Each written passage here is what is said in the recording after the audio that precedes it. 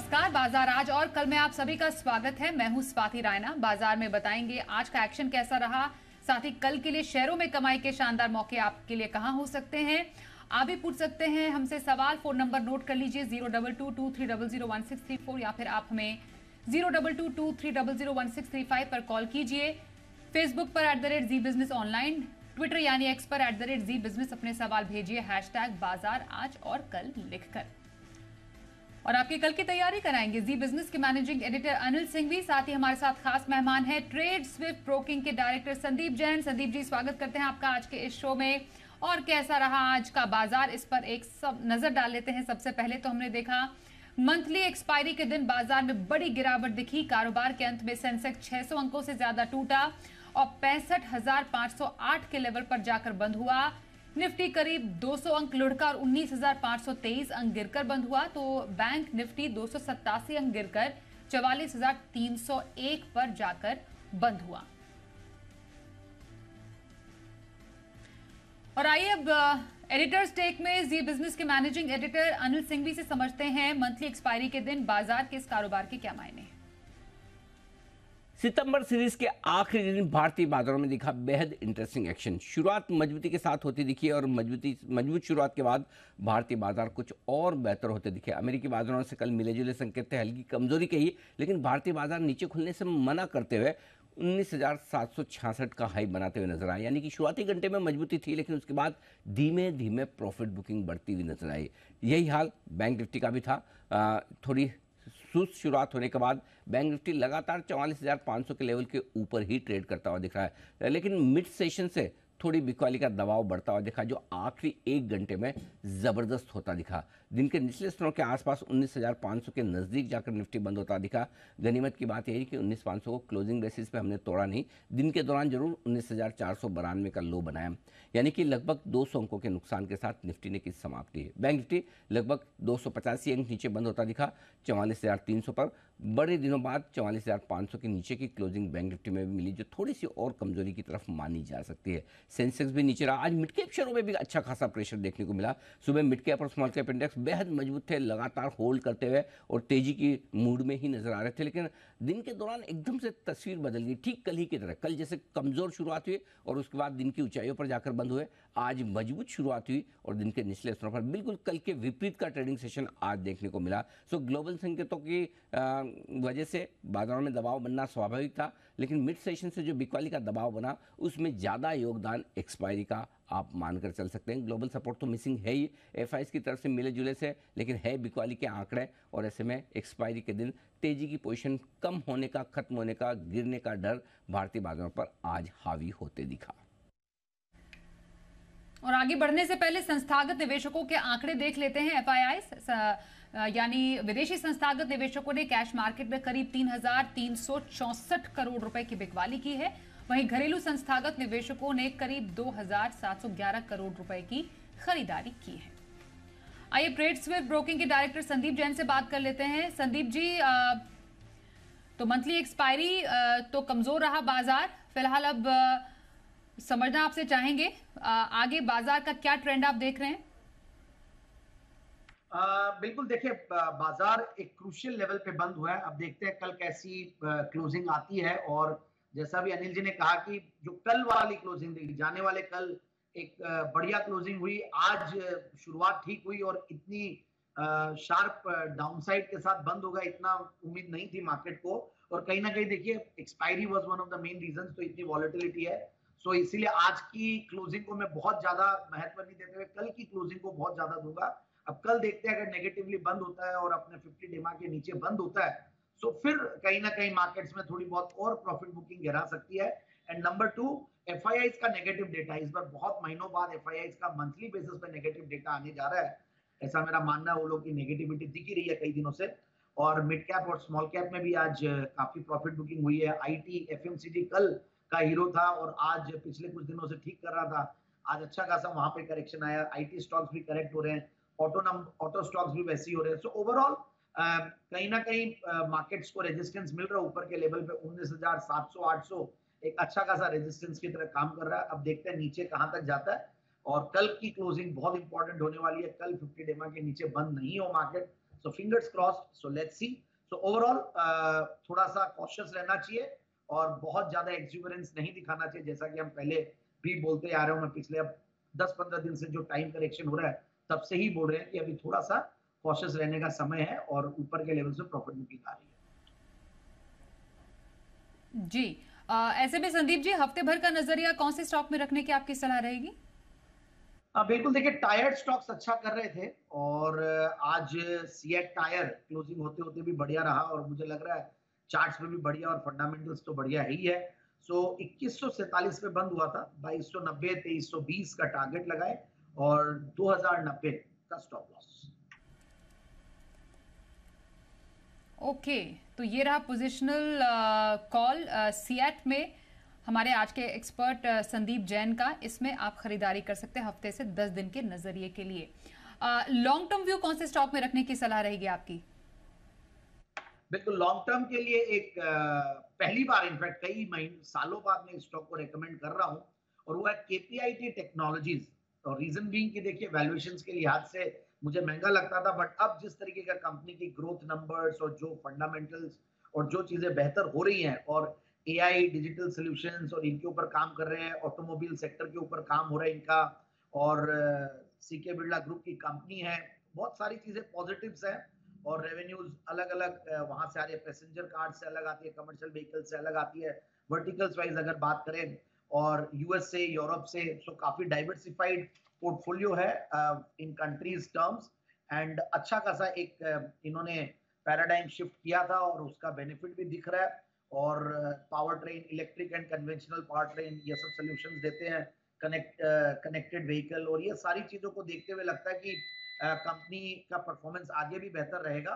और आप देखिए, अब मैं अगर बात करूं फंडामेंटल्स की, तो फंडामेंटल्स में बहुत बढ़िया रिटर्न ऑन कैपिटल एम्प्लॉयड है, 30-31%, 27% आपके रिटर्न ऑन इक्विटी है और पिछले 3 साल की प्रॉफिट की कैगर भी 35% के लगभग रही है। Quarterly results are very good. जून 2022 में 88 करोड़ के पैट के सामने 134 करोड़ का पैट, तो पिछले 3 क्वार्टर से कंटिन्यूसली 100 करोड़ के ऊपर कंपनी कमा रही है।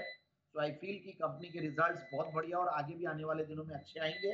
तो बिल्कुल इन लेवल्स पे स्टॉक को ले। एफआईआईज डीआईज भी पूरा भरोसा रखते हैं, करीब 37% के लगभग एफआईआईज डीआईज की होल्डिंग है। सो आई फील इन लेवल्स पे स्टॉक को लेते हैं तो 1320-1350 के टारगेट्स के लिए लिया जा सकता है।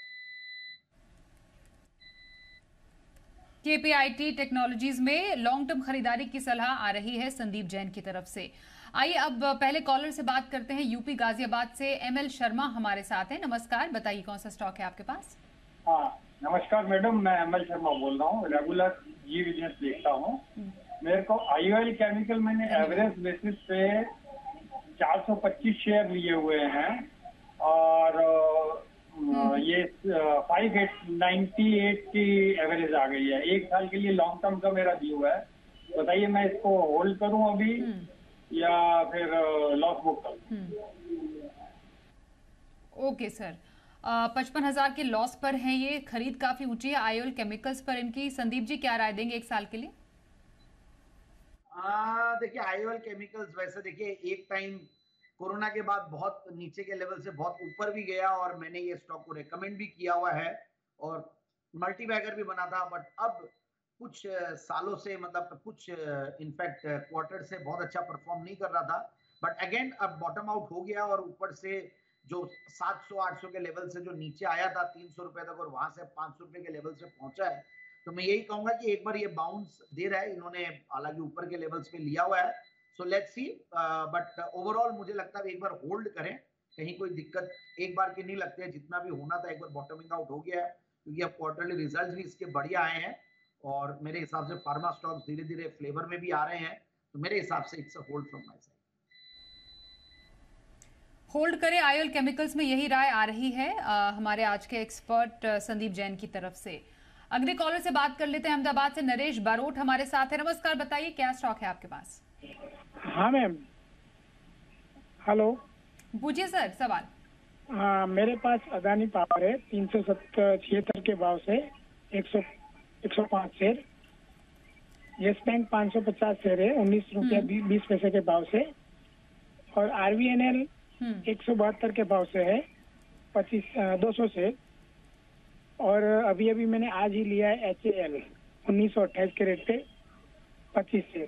तो उसमें क्या करें सर, होल्ड करे कि मेरा लंबी मतलब 6 महीने की अवधि का टाइम पीरियड है। आखिरी स्टॉक कौन सा बताया जो आज लिया आपने? HAL हल। ओके, ठीक ठीक है। 1928 के रेट के लिए। सर अदानी पावर, बिल्कुल, यस बैंक, RVNL और HAL, 4 स्टॉक्स हैं इनके। RVNL, HAL, अडानी पावर और यस बैंक। देखिए इन्होंने पूरा पोर्टफोलियो डिस्कस कर लिया। देखिए RVNL अच्छा चला है, इसमें कहीं कोई दिक्कत नहीं है। रेल विकास निगम, रेलवे स्टॉक्स पे फोकस है और बहुत बड़ा मूव दे चुका, बट स्टिल मुझे लगता है कि इनको होल्ड करना चाहिए। और बस यही है कि ऊपर के लेवल से अब सारे स्टॉक करेक्ट हो रहे हैं क्योंकि प्रॉफिट बुकिंग आ रही है, तो वैसे बहुत डरना नहीं है, बट ठीक है नीचे आए तो इनको होल्ड करके रखना है। मुझे लग रहा है कि RVNL is a good hold. HAL में आज इनफैक्ट एक कॉर्पोरेट एक्शन था, उसकी वजह से भाव भी चेंज हुए हैं और होल्ड है अगेन, मतलब लॉन्ग टर्म के पॉइंट ऑफ व्यू से। यस बैंक, सारे PSU बैंक्स अच्छा कर रहे हैं और ये स्टॉक को लोग बाग क्या है कि ऊपर के पहले लेवल्स देखे हुए और इतना बड़ा इसमें इनफैक्ट स्टॉक एक्शन हुआ है, तो बट फिर भी मुझे लगता है कि ठीक है ये होल्ड करके रख सकते हैं। बाकी मुझे दूसरे PSU बैंक्स इसके मुकाबले ज्यादा बेहतर लगते हैं। और अडानी पावर तो ठीक है, अडानी पावर के जगह पे मुझे थोड़ा सा टाटा पावर में कंफर्ट ज्यादा आता है, NTPC में कंफर्ट ज्यादा आता है। और अडानी पावर भी अब इन्होंने ले रखा है तो होल्ड करके रखें, क्योंकि धीरे धीरे ये भी अब फुल फॉर्म में आ रहा है, क्योंकि कहीं ना कहीं पावर सेक्टर में जो माहौल बना हुआ है, पावर के ऊपर सरकार का जो फोकस है, तो मुझे लगता है कि यहाँ पे बिल्कुल ये होल्ड कर सकते हैं अभी इन चारों स्टॉक्स। होल्ड करें अपने चारों स्टॉक्स, यही राय संदीप जी की तरफ से आपके लिए। अगले सवाल के लिए जाते हैं राजस्थान से। शाकिल खिलजी से बात करते हैं। नमस्कार, बताइए कौन सा स्टॉक आपके पास है? सर मैम अपोलो टायर्स है मैम मेरे पास जी। और 429 के भाव पे 100 शेयर। कब तक के व्यू के लिए है तो मेरा लॉन्ग टर्म के लिए, पर अभी वो बहुत नीचे जा रहा है, तो मैं होल्ड रखूं या एग्जिट करूं? बिल्कुल, ऊंचे लेवल्स की इनकी खरीद है संदीप जी। फिलहाल अपोलो टायर्स पर क्या स्ट्रैटेजी रखी जा सकती है?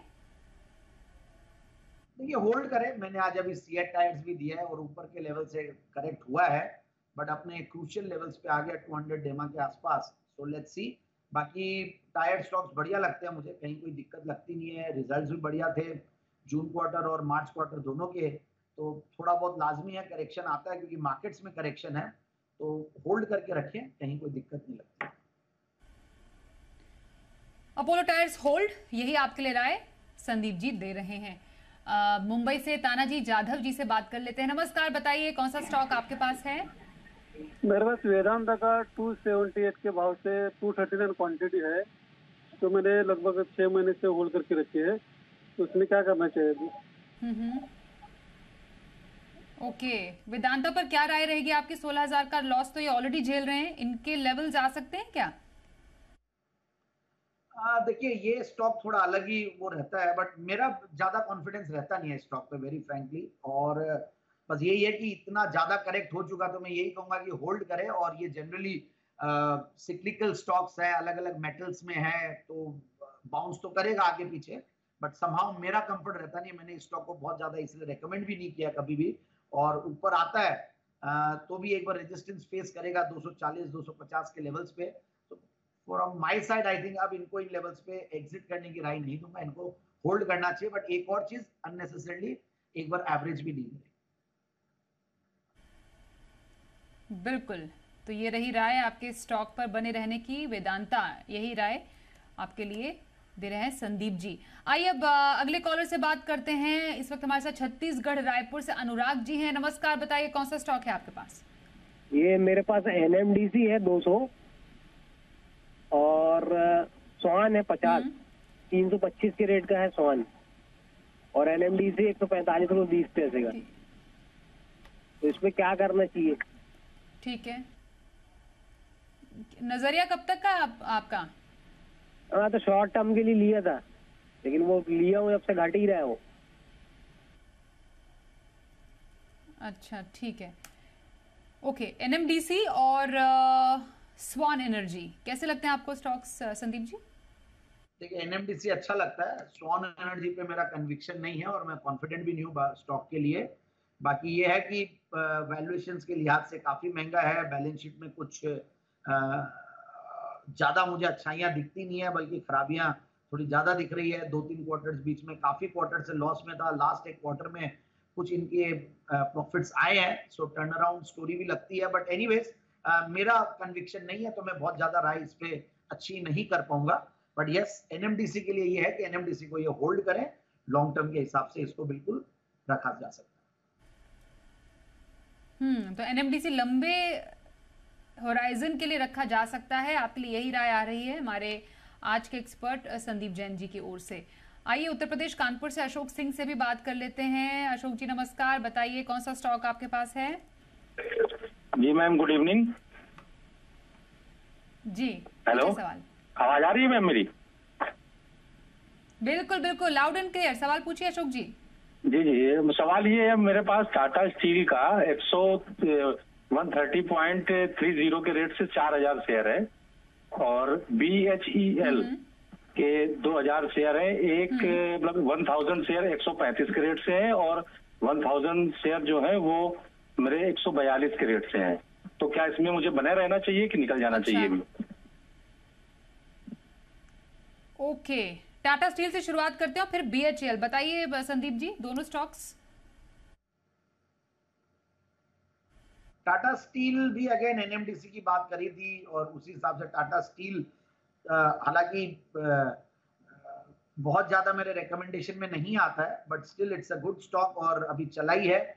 और थोड़े सिक्लिकल नेचर के स्टॉक्स है तो बहुत ज्यादा इनमें कॉशियस रहना पड़ता है एंट्री और एग्जिट्स को लेकर भी। But still Tata steel is a good hold, मेरे हिसाब से दिक्कत नहीं है। और दूसरा स्टॉक एक बार माफी चाहूंगा, वापस से बताना पड़ेगा। BHEL।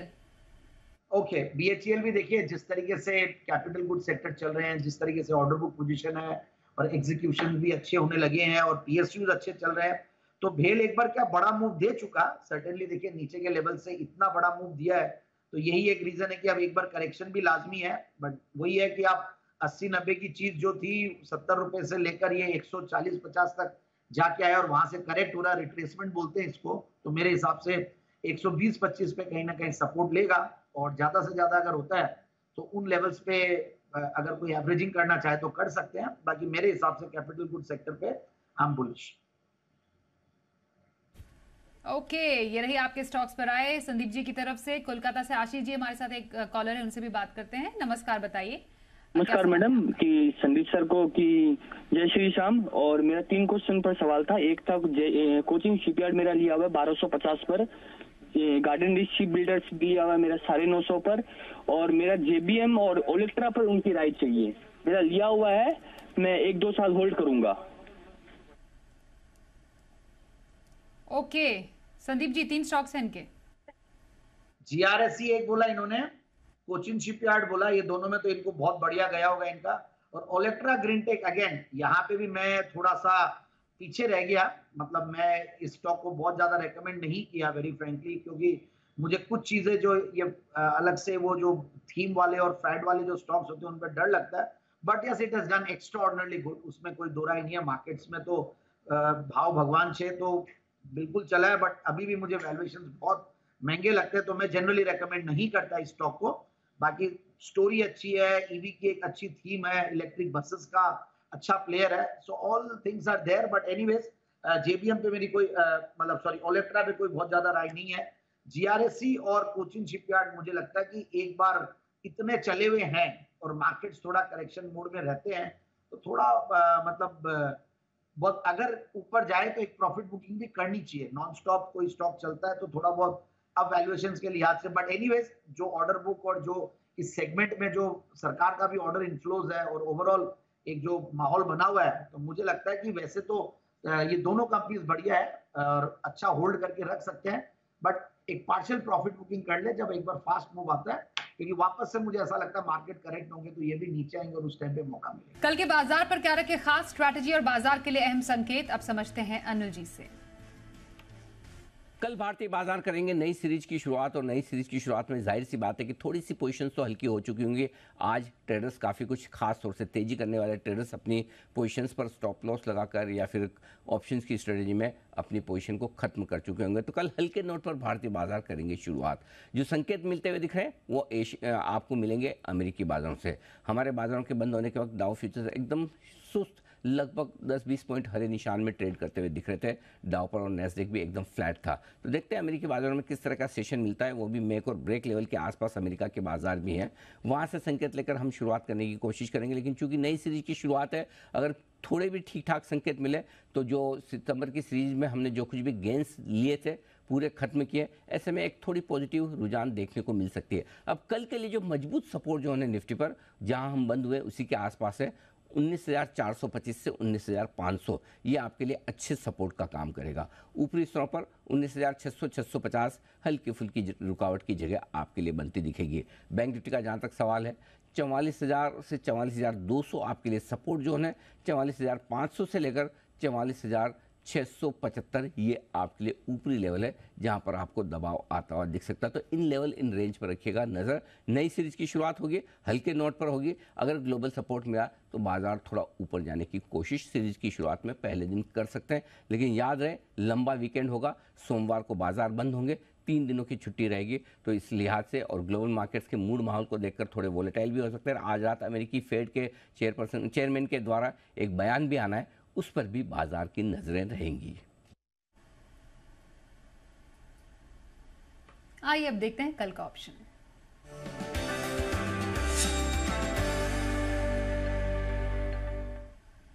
और कल के ऑप्शन स्ट्रैटेजी के लिए बात कर लेते हैं अब चॉइस ब्रोकिंग के सुमित बगड़िया से। सुमित जी स्वागत करते हैं। कहां पर स्ट्रैटेजी आपकी रखने की सलाह रहेगी? नमस्कार स्वाति, गुड इवनिंग। कल के लिए 2 स्ट्रैटेजी मेरे पास, एक तेजी की तरफ की और एक मंदी की तरफ की। तो पहले तेजी की तरफ की स्ट्रेटेजी की बात करते हैं। भारतीय एयरटेल चार्ट के ऊपर बढ़िया दिख रहा है। तो अक्टूबर सीरीज का 930 वाला कॉल 20 रुपए के आसपास लेने का सलाह रहेगा। 16 रुपए का इसके नीचे में स्टॉप लॉस लगाना है और ऊपर में टारगेट 25 रुपए से लेके 28 रुपए तक के देखने को मिल सकते हैं। दूसरा जो स्ट्रेटेजी है वो एचडीएफसी लाइफ में थोड़ा करेक्शन दिख रहा है।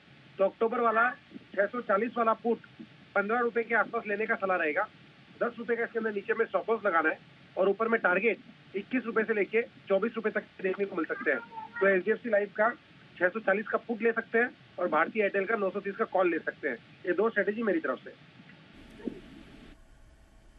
जी। तो 2 स्ट्रैटेजीज कल के बाजार के लिए सुमित बगड़िया जी की तरफ से आई हैं। धन्यवाद करेंगे सुमित जी हमारे साथ इस कार्यक्रम में शामिल होने के लिए। और संदीप जी से जानते हैं उनकी कल के लिए स्टॉक में स्ट्रैटेजी। बताइए संदीप जी। बिल्कुल, कल का इंट्राडे एफएनओ पिक है लार्सन एंड टूब्रो। और इनफैक्ट जब मैं भेल की बात कर रहा था तो मैंने एलएनटी का भी जिक्र किया था और मुझे लगता है कि LNT is a fantastic company. गजब की एग्जीक्यूशन स्किल्स, गजब के ऑर्डर बुक और इंडिया स्टोरी के लिए ट्रू अगर प्रॉक्सी है तो वो एलएनटी है। तो टेक्निकल पिक है तो फंडामेंटल्स की बात ज्यादा नहीं करूंगा। 3012 पे बंद हुआ है। 3090 से लेकर 3130 का टारगेट लगाए और 2960 का स्टॉप लॉस। बिल्कुल, तो एलएनटी में इंट्राडे खरीदारी करने की सलाह आ रही है संदीप जैन जी की तरफ से। धन्यवाद करेंगे संदीप जी हमारे साथ इस कार्यक्रम में शामिल होने के लिए।